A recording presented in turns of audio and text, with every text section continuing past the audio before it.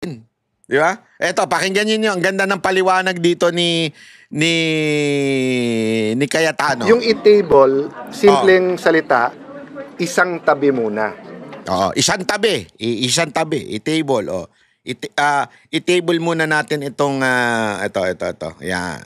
Table. Itabi mo lang muna dyan. So meaning buhay siya, Buhay? pero hindi muna dinidiscuss. Okay. So ang problema, kung ite-table namin yung motion ni Senator Marcoleta, ibig sabihin nun, nandyan pa, hindi namin ginagalaw, pero nandyan pa yung case.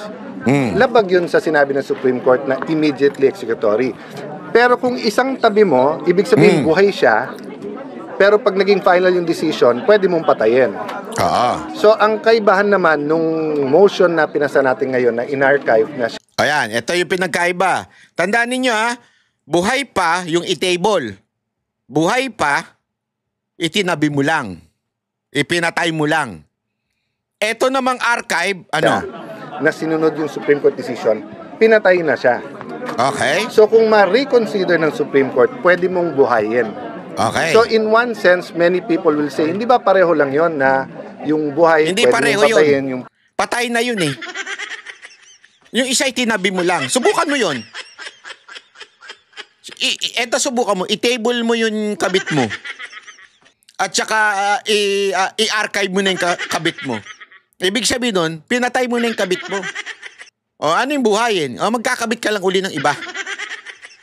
Yung i-table, itinabi mo lang siya. Babalikan mo lang siya pag nag-iinit ka na. Ganun yun. Ang laki ng pinagkaiba nun. Patay, pwede mong buhayin. Magkaiba siya because we live under a constitutional democracy. Na pag nag-decision ng Supreme Court at sinabi ng Supreme Court immediately executory, dapat kumilos yung Senate. Pag hindi kami kumilos doon, what's to stop us in small or big decisions later on? And then lastly, yung sinabi ko kanina, di ba, na ang spirit ng Constitution, isang impeachment lang. At yun din ang desisyon. So kung nakabitin siya o nasa purgatorio, ika nga, buhay pa yung impeachment, so by the time na mag-file ulit, kung sino man magpa-file ng February 6, ang nangyari buong taon may impeachment. Nagigets ninyo? Actually, sinasabi ni Senator Cayetano, it benefits pa nga yung magpapasa uli. Kasi kung buhay yan, hindi pa ka pwede magpasa uli. Gets nyo? Halimbawa, sabi ng Supreme Court, buhay yan, mali lang. Pero unconstitutional yan. Hindi pa pwedeng ganun eh. So, ibig sabihin, pag itinabi lang natin, sabi ni itinabi, dyan lang. Buhay pa rin yan. Sabi nga niya, nasa purgatorio. So, hindi ka pa pwedeng magpasa for another year, after a year pa, starting August 7.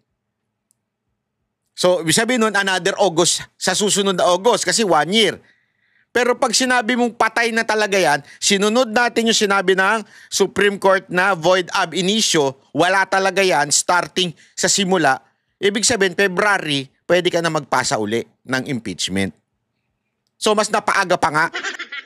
Ayun na mag-antay. Yun ang spirit ng Constitution. Spirit ng Constitution, once lang yan, a year, and then harapin nung dapat haharap doon. Can I address one more issue? No? Sabi ni Senator Risa, ikakabit mo yung ebidensya. Paano yun? Pati mga witnesses, ebidensya, paano mo proprotektahan?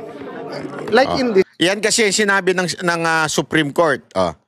Tapos na sinasabi, paano daw, kung makapangyarihan yung ini-impeach. Makapangyarihan ba ang mga Duterte ngayon? No? In this case, you're not impeaching the president. You're impeaching a vice president na kalaban ng administrasyon.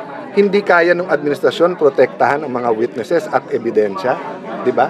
And in the past, we have impeached presidents and been able to put our witnesses forward, whether it's the Hello Garcia or before that, Senator Cheese and I at kung sino man makasama namin has been able to do that. So yes, importanteng protektahan ang witnesses, di ba? Pero hindi pwedeng yun ang dahilan para wag i-attach ang mga ebidensya kung mag-i-impeach tayo ng impeachable officer. So is correct to say, sir, na patay na yung impeachment? Yes. Kasi sabi nga ng Supreme Court, di ba, void ab initio. Kaya nga sabi ko, parang sinabi sa iyo, there was never an us. Yun. Diba? Kasi iba yung sabihin mong ex ko yon. Iba yung sabihin mong dati pero divorce na kami ngayon or hindi na kami. Iba yung sabihin mong there was never an us. So, pag sinabing void ab initio, from the start, wala yon. Kaya, kung sinabi ng Supreme Court may mali lang, pero hindi siya void ab initio, dapat nag-convert kami into ay impeachment court ngayon. Pero sinabi kasi nila from the start eh. So from the start, there's no impeachment court. And because of that, kaya hindi nyo pwedeng hintayin yung FR, yung decision ng Yes, FR. because of the word immediately executory and the decisions that explain that. And I think it's consistent kasi dun sa bar.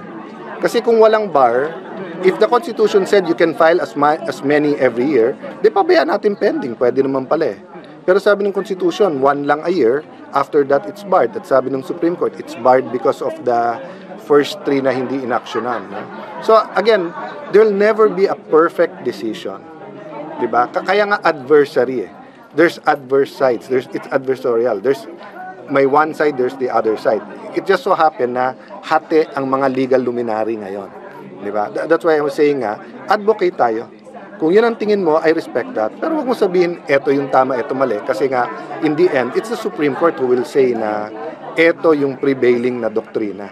So, ano mas tamang term? Patay na o nakagarahe lang? Kasi sabi, Patay na. pwede pang i-revive. Patay na pwedeng Pero buhayin. pwedeng buhayin. So kung tinable, Ulit-ulit naman buhay eh. yon na pwedeng patayin. Sinang tabi lang. Pagka in-archive mo na, patay na yon. Kaya nga mo in-archive. Ang archive is like the burial ground eh. Diba? Pero pwedeng buhayin. Oh. If the Supreme Court reverses itself and says that there was jurisdiction. Pero even if the Supreme Court reverses itself partially, pero sinabi pa rin nila void ab initio, patay pa rin yon. Diba? So February 6 pa rin ang reckoning date. Diba? Thank you everyone. Sorry. Ang ganda ng sinabi, 'di ba? Ang linaw-linaw po. Ewan ko pag hindi pa naintindihan ng mga gunggong 'yan eh. Hindi. Ang dami pa talagang hindi makaintindi. Ang boses ng masa hindi natatakot. Katotohanan lang, di kami nalulunod. Walang bahid ng sismis, lahat ay totoo. Kahit sino ka pa, pag mali ka babanatan ka. Walang pinipili kulay, wala kaming kinikilingan. Basta para sa bayan, kami lalaban. Pag tama palakpakan, pag mali banatan. Di matitinag, di matatakot, para sa bayan tuloy ang sigaw. Sa harap ng kamera, walang halong takot. Mga baluktot, lahat kayo'y tutumba. Ang hustisya at totoo, yun lang ang mahalaga.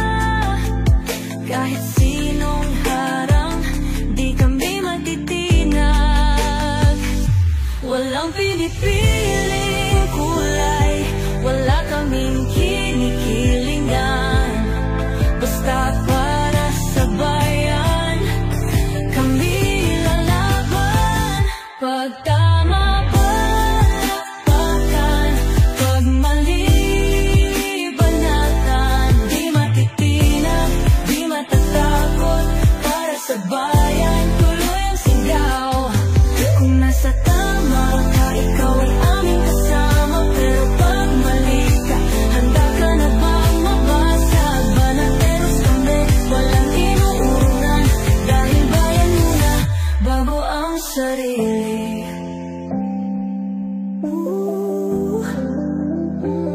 Bago ang sarili.